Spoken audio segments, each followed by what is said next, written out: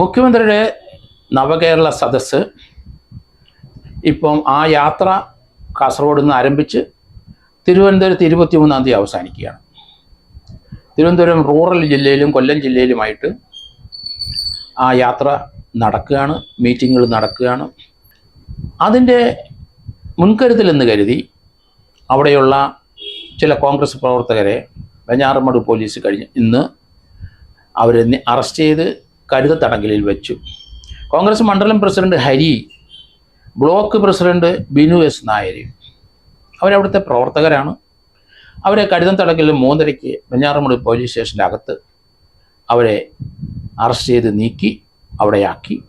4:30 മണിക്ക് അവിടുത്തെ അറിയപ്പെടുന്ന DYFIക്കാരും CPM പ്രവർത്തകരും പോലീസ് സ്റ്റേഷനിൽ കയറി പോലീസുകാരുടെ മുമ്പിൽ വെച്ച് ഇവരെ മർദ്ദിക്കുന്ന രംഗം നമ്മൾ കണ്ടു. അതിഭീകരമായി ക്രൂരമായി മർദ്ദിച്ച് അവർക്ക് വളരെയധികം പരിക്കുകളുണ്ട്. എന്താണ് കേരളത്തിൽ നടക്കുന്നത്? മുഖ്യമന്ത്രിയുടെ ആ നവകേരള യാത്രയ്ക്ക് ആരും തടസ്സമില്ല. അതിനുള്ള പ്രതിഷേധം കോൺഗ്രസ്സുകാർ രേഖപ്പെടുത്തുന്നു. അതിന് മുൻകരുതൽ എന്ന നിലയിൽ അവരിലെ ചില നേതാക്കന്മാരെ വെഞ്ഞാറമ്മൂട് പോലീസ് സ്റ്റേഷനകത്ത് അവിടെ വന്ന് ചവിട്ടി അവരെ പരിക്കേൽപ്പിക്കുക, അവരെ അടിക്കുക, അവരെ ഭീകരമായി മർദ്ദിക്കുക. അതിനെന്ത് അധികാരം DYFIക്കാർക്ക് CPMകാർക്ക് മനസ്സിലാകുന്നില്ല. കേരളത്തിലെ പോലീസിൻ്റെ വില കളയുന്ന പ്രവൃത്തിയാണിത്. അവിടുത്തെ പോലീസ് ഉദ്യോഗസ്ഥന്മാർ രാഷ്ട്രീയം കളിക്കുന്നു എന്നല്ലേ പറയാനൊക്കുള്ളൂ.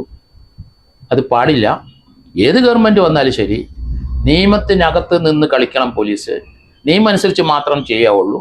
ഭരണകക്ഷിയായാലും പ്രതിപക്ഷമായാലും ശരി, പോലീസ് സ്റ്റേഷനകത്ത് കയറി കസർത്ത് കളിക്കുന്ന രാഷ്ട്രീയക്കാരെ അവരെ അടിച്ചു പുറത്താക്കണം. അല്ലെന്നുണ്ടെങ്കിൽ അവരെ അറസ്റ്റ് ചെയ്ത് ഡീറ്റെയിൻ ചെയ്യണം. അവർക്ക് ജാമ്യം കിട്ടാതിരിക്കണം.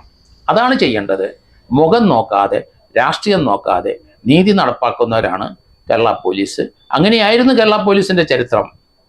അതുകൊണ്ട് അതിൽ നിന്ന് പിന്മാറുന്ന ഒരു പ്രവണതയാണ് ഇപ്പം കാണുന്നത്.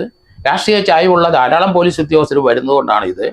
അല്ലെങ്കിൽ രാഷ്ട്രീയപരമായി അവർക്ക് പിടിച്ചു നിൽക്കാൻ കഴിയാത്തത് കൊണ്ടാണ് അവർ ഇങ്ങനെയുള്ളതിന് അവരുടെ പോലീസ് ഫോഴ്സ് ഉപയോഗിക്കാതെ മാറി നിൽക്കുന്നത്.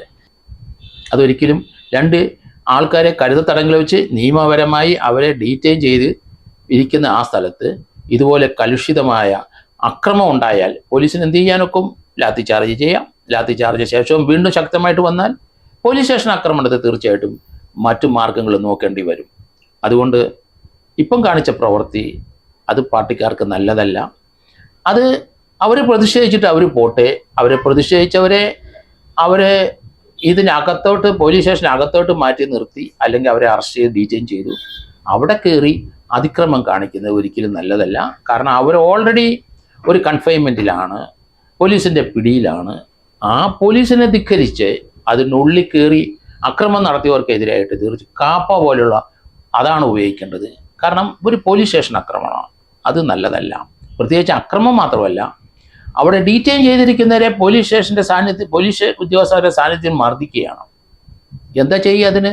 അവരെ തിരിച്ച് ലാത്തി ചാർജ് ചെയ്ത് ഓടിക്കാനേ പറ്റുള്ളൂ. അവർ പോകാതെ ആ പോലീസ് സ്റ്റേഷനിൽ ഇവരെ മർദ്ദിച്ച് അവിടെ ഒരു മർഡർ ഉണ്ടായാൽ, അവിടെ ഒരു കൊലപാതകം ഉണ്ടായാൽ പോലീസ് വെട്ടിലായി, ഗവൺമെൻറ് വെട്ടിലായി. അവിടുത്തെ പോലീസ് ഉദ്യോഗസ്ഥൻ കൊലക്കേസിനകത്ത് അറസ്റ്റ് ചെയ്യപ്പെടും. അതിഭീകരമായ മർദ്ദനമാണ്. അപകടം ഉണ്ടാകാൻ സാധ്യതയുണ്ടായിരുന്ന ഒരു രംഗമായിരുന്നു. അത് മാറിപ്പോയി എന്ന് പറയാറായിട്ടില്ല.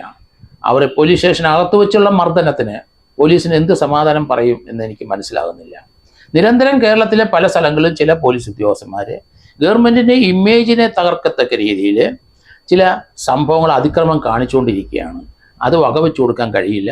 DGP അതുപോലെയുള്ള പോലീസ് ഉദ്യോഗസ്ഥരും ആ ഉന്നത ഉദ്യോഗസ്ഥരും അതിന് അതിശക്തമായ നടപടി എടുക്കണം. കാരണം കേരള പോലീസിന് അങ്ങനെ ഒരു പേരില്ല. അതുകൊണ്ട് ഇപ്പം കാണിച്ചിരിക്കുന്ന പോലെയുള്ള വൃത്തികേടുകൾക്കെതിരായി അതിശക്തമായ നടപടി പോലീസ് തന്നെ സോമോട്ടായിട്ട് എടുക്കണം. അതുപോലെ നമ്മൾ കണ്ടു ഒരു ഭിന്നശേഷിക്കാരനെ മർദ്ദിക്കുന്ന രംഗം നമ്മൾ കണ്ടു.